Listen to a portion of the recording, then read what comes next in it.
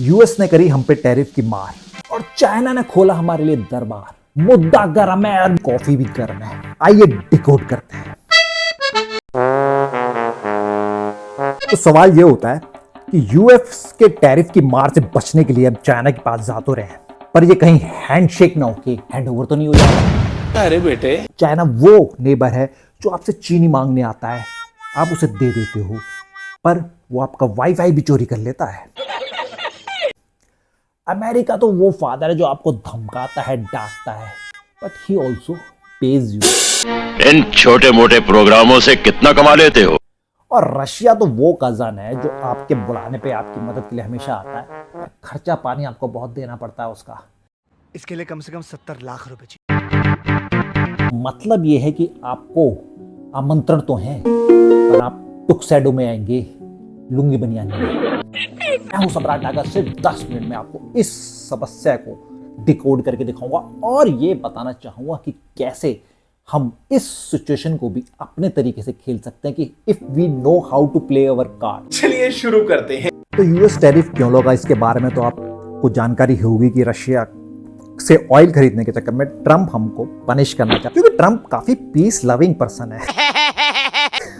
खैर, ऐसा क्या हुआ कि मोदी जी तो जो 7 साल से एससीओ समिट में नहीं गए थे, वहां दौड़े दौड़े जाते हैं। तो एससीओ में हुआ क्या? चाइनीज प्रेसिडेंट ने प्रपोज किया है कि वहां पे एक वो डेवलपमेंट बैंक बनाएंगे जो कि लोकल करेंसी में ट्रेड करेगा। अरे कहना क्या चाहते हो?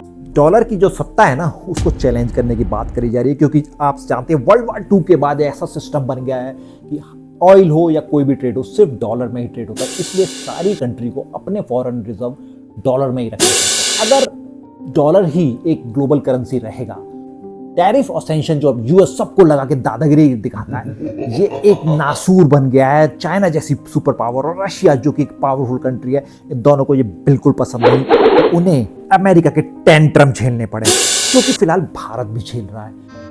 गजब बेइज्जती है। अगर लोकल करेंसी में ट्रेड होगा तो हम डॉलर को काउंटर चैलेंज कर सकते हैं।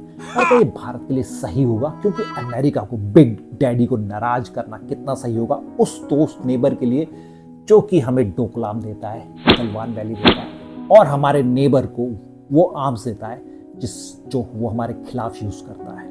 तेरा तो गेम बजाना पड़ा। अमेरिका बुली करेगा तो हम चाइना के पास जाएंगे तो आसमान से गिरा खजूर पे अटका वाली कहानी। कच्चे पत्ते तो मोदी जी ने नहीं खेले, तो वजह क्या है? मोदी जी ने सोचा, जो कि इंडिया का एक स्टांस ये रहा है कि अगर वर्ल्ड पावर बनना है तो उसको अपने एलाइज बनाने होंगे, और एलाइज में देयर इज नो अनटचेबल।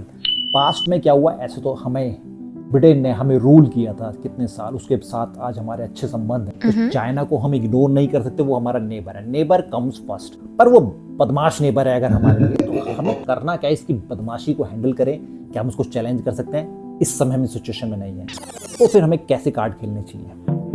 तो बात यह है कि एससीओ को पहले मैं डिफाइन कर दूं। ये एससीओ है क्या? क्या ये चाइना का अपना ही एक पर्सनल जिम है जहां चाइना अपनी मसल्स फ्लैक्स करता है?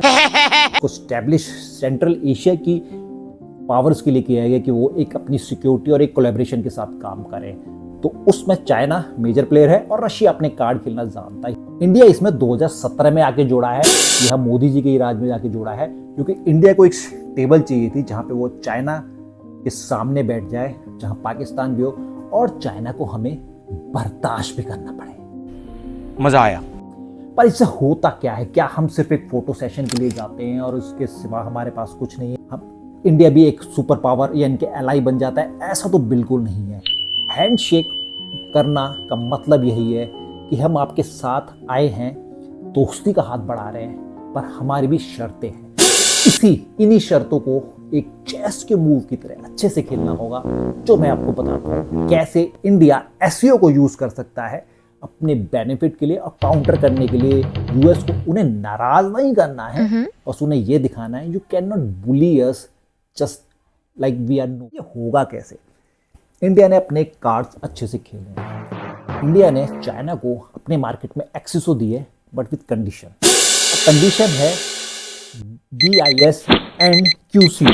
इनको डिफाइन मैं करता हूँ तो एक ऐसी टर्म्स एंड कंडीशन बन जाती है कि अगर आपको हमारे मार्केट में आना है तो आपके लिए फ्री फ्लो है, आप आ सकते हैं, बट कंडीशन ये है कि आपका प्रोडक्ट एक इंडिया के बताए हुए क्वालिटी स्टैंडर्ड को मैच करना चाहिए।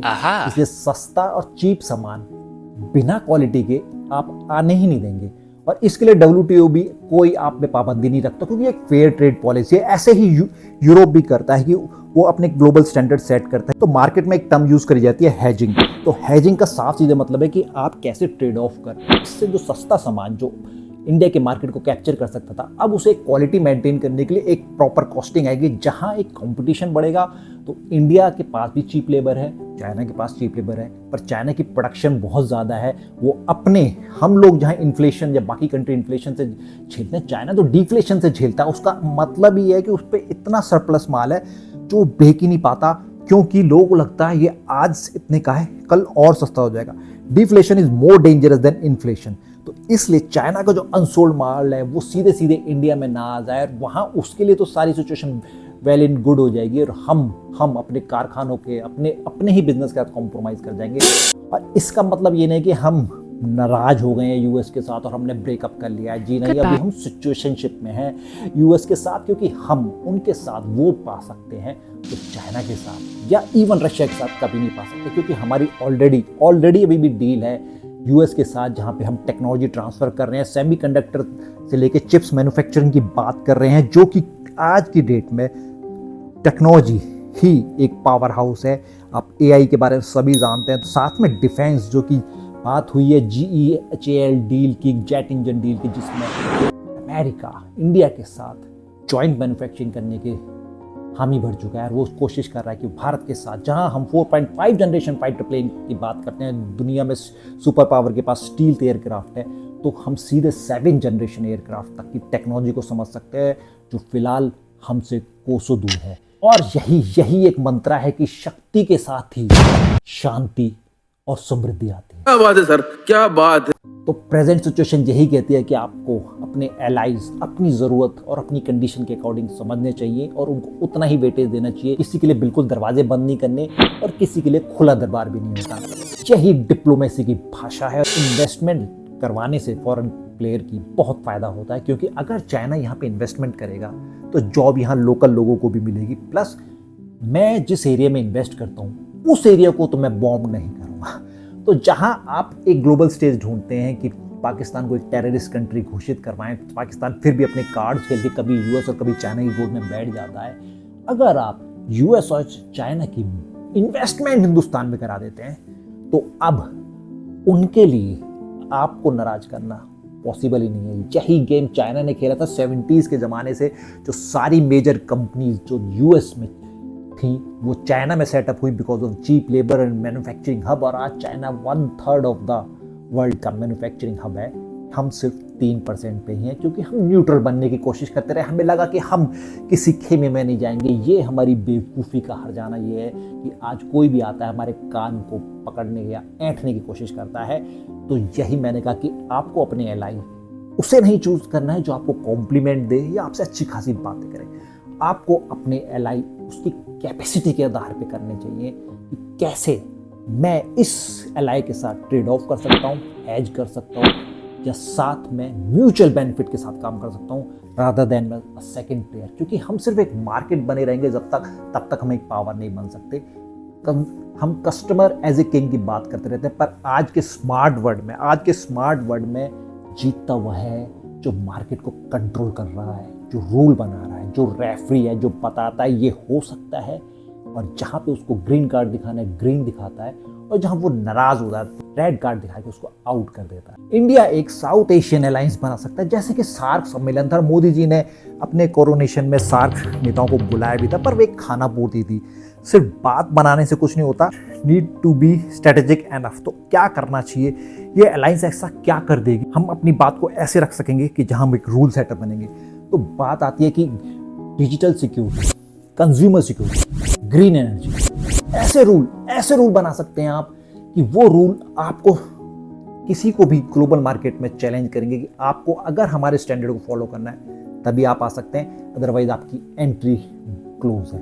तो आप मार्केट तो बन रहे हैं, पर एक अपने स्ट्रेटेजी बना के रूल बना रहे हैं, जिससे चाहे वो यूएस हो, चाइना हो या यूरोप हो, सबको आपके रूल फॉलो करने पड़ेंगे।